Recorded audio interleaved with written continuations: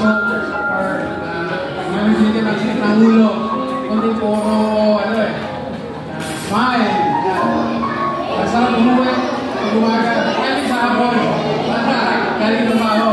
Kasi nasalubong sa'yo ng tawa. Dati, aso sumasalubong, ngayon, si Rhea na. Nakakalawa. Ganito pala magiging parents, no? Magiging tatay. Siguro kung may nag-ibig siya, marinig mo, paano lang namin, and dito lang kami, kaya namin, kaya naman sa sarili. Alam ko na. And to all, sa lahat ng pumunta dito, maraming salamat po sa pagbigay ng inyong oras na i-share sa amin, celebrate sa birthday na maraming salamat po talaga sa akin.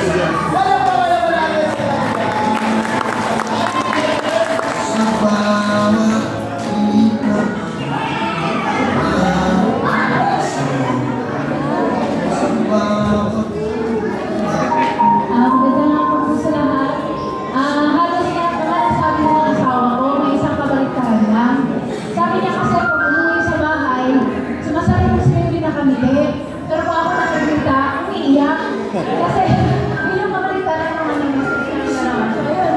Kasi pag ako nakikita nito yung iyak siya, kasi gusto niya ng pakandagan. Pag si Daddy niya pinatawanan namin, ang siluhan.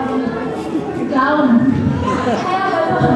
Pero sa akin, iiyak kasi alam niya ako yung pamilya, naminis niya ako, gusto niya ako mapakanda. Magpatuloy kahit wala nang gagas ko.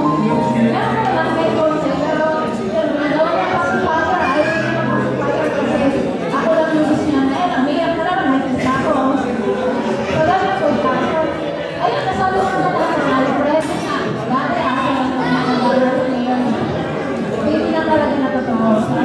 Sobrang saya lang.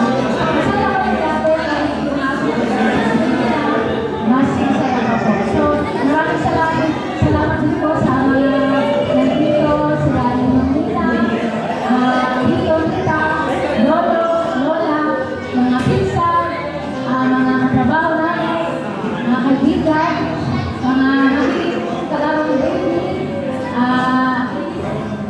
mga kapitbahay, lahat po. Baka may ibang dinat na kami. So yun po, maraming salamat po. At kapit po ulit sa kasunod na birthday siguro sa atin.